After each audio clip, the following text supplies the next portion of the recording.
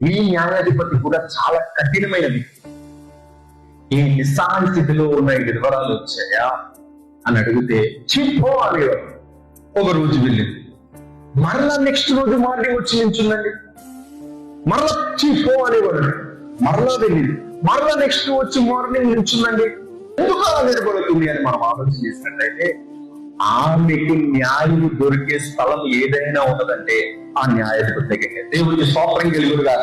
అతడు ఎంత కఠినంగా వ్యవహరించినా నేను మాత్రం వెళ్తాను, నేను నా దేవుని మీద ఆధారపడతాను, ఆ న్యాయాధిపతి ఏదో ఒక రోజు నాకు న్యాయం తీరుస్తాడని ఆశ కలిగి ప్రతిరోజు వచ్చి నిలబడుతున్నాడు, ప్రతిరోజు వచ్చి నిలబడుతున్నాడు, ప్రతిరోజు వచ్చి నిలబడుతున్నాడు. అలా ఒక రోజు ఈ న్యాయాధిపతికి నిద్ర పట్టట్లేదు. ఆమె కనబడతా ఉంది. అప్పుడు ఈ న్యాయాధిపతి తనలో తను అనుకుంటున్నాడు, ఆమె మాటి మాటికి వచ్చి గోజాడుతూ ఉంటే నా మనసు కరిగిపోయేది.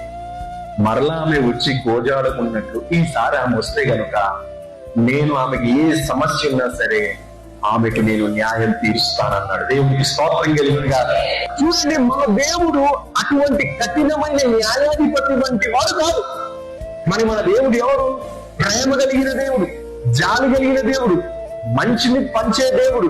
మనం మొర పెట్టుకుంటే ఆ మొరను వినే దేవుడు, వెంటనే మన కన్నీళ్లు చూసి కరిగిపోయే దేవుడు. ఆ విధవరాలు ఎలాగైతే కఠినమైన ఆ న్యాయాధిపతి దగ్గరికి వచ్చి గోజాడిందో, మనము కూడా అలానే దేవుని సన్నిధికి వచ్చి విసుగు చెందకుండా దేవుని సన్నిధికి వచ్చి ప్రాధేయపడితే మన ప్రార్థన కూడా దేవుడు విని మనకి ఏం చేస్తాడమ్మా? న్యాయము జరిగిస్తాడు. దేవుడి స్తోత్రం. ఈ లోకంలో మనకి ఎక్కడ న్యాయం జరగకపోవచ్చేమో కానీ ఈ న్యాయాధిపతి అయిన దేవుడి దగ్గర మనకు ఖచ్చితంగా న్యాయం జరుగుతుంది. దేవుడి స్తోత్రం.